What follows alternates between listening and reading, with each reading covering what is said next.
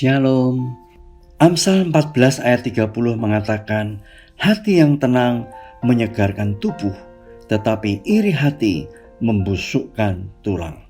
Sahabat inspirasi, ada seorang tua yang bijak bertemu dengan dua orang musafir.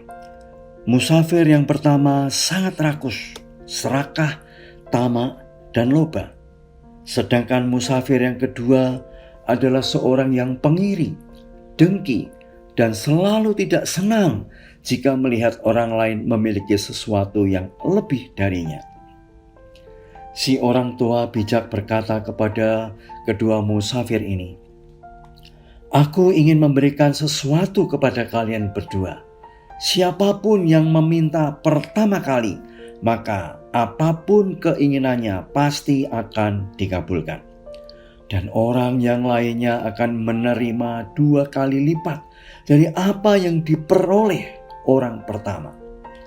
Musafir yang serakah tahu apa yang ia inginkan, tapi ia tidak mau menyebutkan hal itu duluan, karena ia tidak mau musafir yang kedua mendapatkan barang yang sama dengannya, bahkan dalam jumlah yang lebih banyak.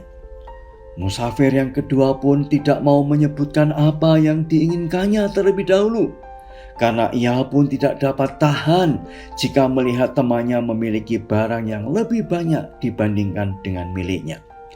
Masing-masing saling menunggu yang lain untuk mengucapkan permintaannya. Setelah lama saling menunggu, musafir yang serakah menjadi marah dan mulai menggoncang-goncangkan bau musafir yang pengiri, dan berkata bahwa ia akan memukulnya hingga mati jika ia tidak mengucapkan permintaannya terlebih dahulu. Musafir pengiri berpikir jika ia sebutkan permintaannya, maka ia akan rugi karena temannya lah yang akan lebih untung daripadanya. Kemudian ia berpikir cepat, bagaimana agar temannya menderita kerugian lebih banyak darinya. Tetapi itu berarti ia juga harus menderita rugi. Pikirnya cepat. Biarlah sama-sama rugi, katanya. Daripada nanti dia untung lebih banyak daripadaku.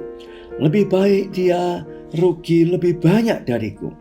Lalu musafir pengiri ini berkata, baik-baik, aku akan mengucapkan permintaanku. Ayo, cepat, katakan, teriak musafir serakah setengah gembira karena ia merasa telah menang melalui kekerasannya, dan segera ia akan mendapatkan keuntungan lebih banyak dari temannya. Ya, aku minta mataku buta satu, jawab si musafir pengiri dengan tegas.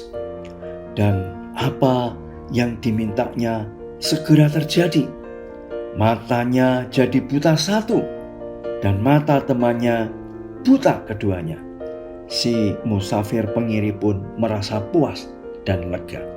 Sahabat inspirasi, begitulah akhir hidup orang yang serakah dan pengiri. Kedua-duanya akan mengalami kerugian yang tidak pernah terbayangkan olehnya sebelumnya. Apakah kita termasuk salah satu dari mereka? Apakah hati kita dipenuhi oleh sifat serakah, tidak pernah puas dengan apa yang ada, selalu kurang dan kurang selalu?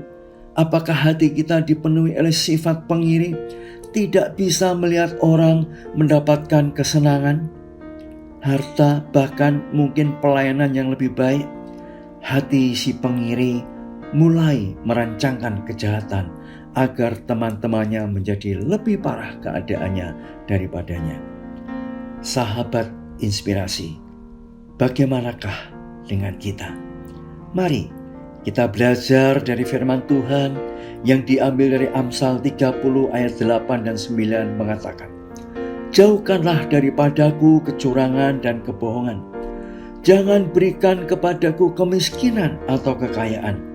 Biarkanlah aku menikmati makanan yang menjadi bagianku, supaya kalau aku kenyang, aku tidak menyangkalmu dan berkata, siapa Tuhan itu?